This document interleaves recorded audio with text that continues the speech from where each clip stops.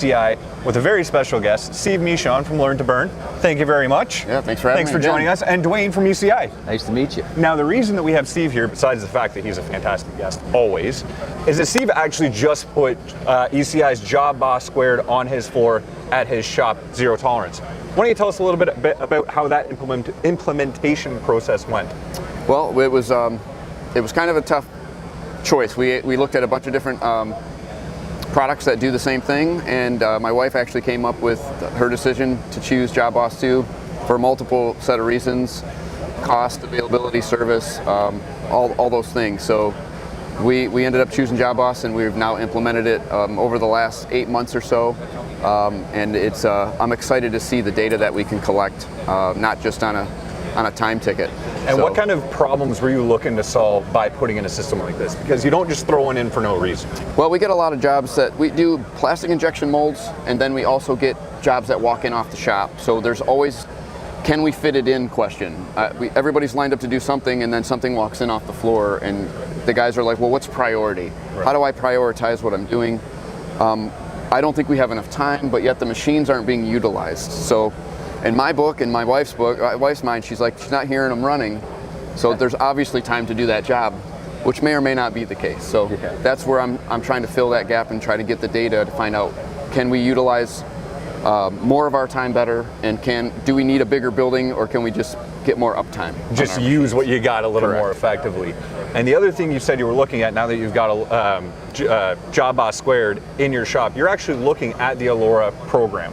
Yeah, we want to eventually connect all of our machines to something that actually monitors the machine time. We don't have that right now, but we're talking here, and we're hoping to get more information, and we're going to eventually put that in place as well. Now, Duane, does this sound like a pretty common scenario that people come to you guys with when it comes to putting Allura into their ECI? Exactly, and most of the time, like Steve and I were talking, I mean, you're going from, even I think you guys said you were on a manual system, right? And you've got workers, you've got machines running, and there's all kinds of information being generated, right? But it's, if you can't make it easy for the team, and you can't get the right information to the right people, it's really hard to make all those decisions. And I always come back, you want to make it fancy, but time's money.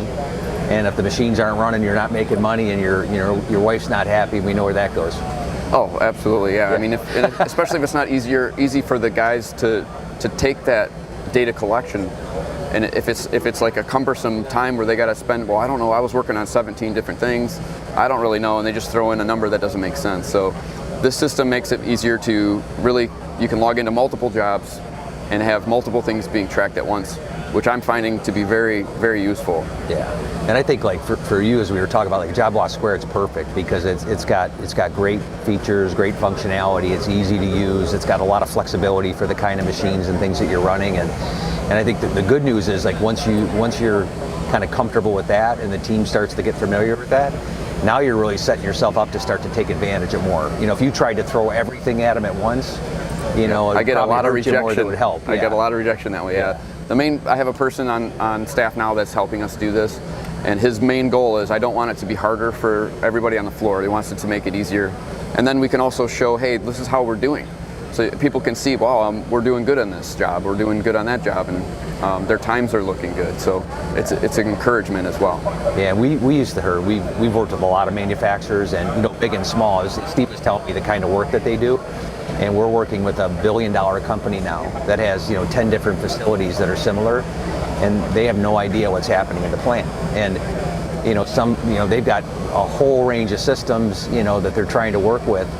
But if you can't put all that together, and you can't give people the right information in the right way, big or small, you're not going to really be able to get a lot of value from it, right? For sure. Now, when you're generating this amount of data, because again, you have 12 machines at your shop. Yep. That's a lot of information to pull in.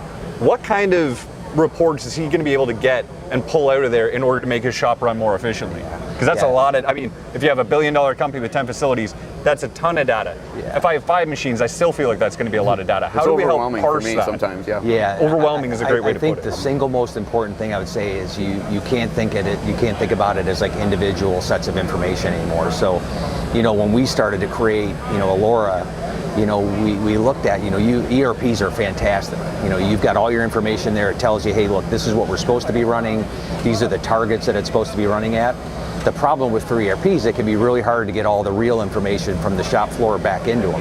Correct. If you get it there, they know what to do with it, but it's hard to get it there, and that comes back to the operator. So we had to say, look, we got to make sure that the operators understand what they need to collect, get it in there, and then the other side of it is what's really happening on the machines. Right. And most companies, you might have brand new machines, you might have old machines, but they're all generating data. Yeah, we got a mix. The real secret is that if you connect the machine data with the ERP information, you can say, this is exactly what's supposed to be happening, and the machine will tell you, how it's running, and you can say, if it's not running to target, then somebody needs to do something about it. So when we thought about the machine side of it, if you're using Job Loss Squared, we're already connected into Job Loss Squared. We can pull all that information, we can connect up to the machine, and if you look at here, each one of these machines, this is a company, they actually have 150 machines. Wow. And they can look, and if an operator on the floor is running this machine and they look at that pattern, red is it's on, green it's off, we've got different things to tell you if it's in downtime,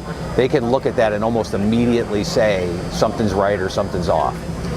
And so even the design of how we show them the information, it has to be like just at a glance, I need to know what's happening, what I need to do about it. And when you think about, the ERP and the machines and what the operators are being asked to do, this is all designed for them. Right. Because if it doesn't influence them, if it doesn't help them be more effective and really get engaged with it, then you're not going to be successful, right? Right. It's pointless to have the software to begin with, right? Yeah. What kind of stumbling blocks, Steve, do you see? Because, you would now have the experience of putting in ECI Job Loss Squared. Of course, it's not, as much as we like all these things to be, you think you just put it in. There's some stumbling blocks, some things you have to get used to. What kind of stumbling blocks or what concerns do you have about putting a system like this into your shop right now?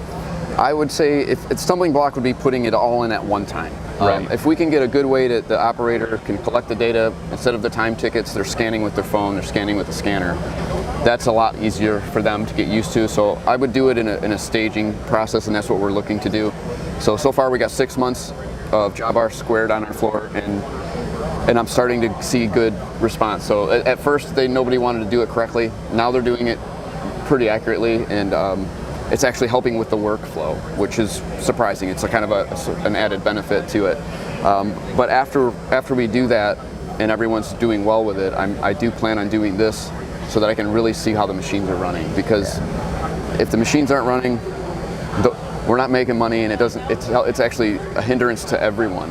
So the whole goal is to do the most that we can with what we currently have before we're having to move on to a bigger facility or different types of machines. And do you find, Duane, that this kind of slower onboarding or staged onboarding, is that something you see a lot of companies do in order to avoid, like Steve said, completely overwhelming everybody with too much information at once? Yeah, we actually recommend that, and for is a very, very important reason, even if you have a larger shop, because it's all about, it's not just about putting the system in and getting the data. And we like to tell people, look, if I'm going to come to you and I'm going to work with you, we're going to get results. And for us to get results, when I started the company, I thought, man, I'm going to be this cool software company. I'm just going to go give you software and it's going to work. And they're like, well, you know what? If I don't help you use the software to get a result, it's not going to be valuable, and you're probably not going to want to continue to work with my software. And so when we come in, we've got to look at everything. A lot of shops, technology was in the back office. They don't really think about software and technology on the floor. So your network has to work, your server has to work. We need to get the machines connected and work with your maintenance staff and your IT staff to make sure it's all got to work together. Yeah, being cloud-based is a huge thing. Yeah, and I'm interested to see how it really can come together over a year's time to get a real good, like you said, if you're not getting results, what's the point of the system? And if you do it right, like we have a starter package for that main reason, to say we come in, we do 5 machines, we engage some of the people on your team, we get them to a result that everybody feels good about, and they say now we've got a success model, we've got these champions, and we can say let's now take that and expand it across the shop. And it looks like we have actually just lost power. Oh, here it comes back on. Yeah. But that gives us a good segue, guys. Where can we find out more information about ECI should people watching right now want to get some more information? So we've got great information, of course, on the website, and we've got great materials here to tell you how to tap into a lot of the programs that we actually have.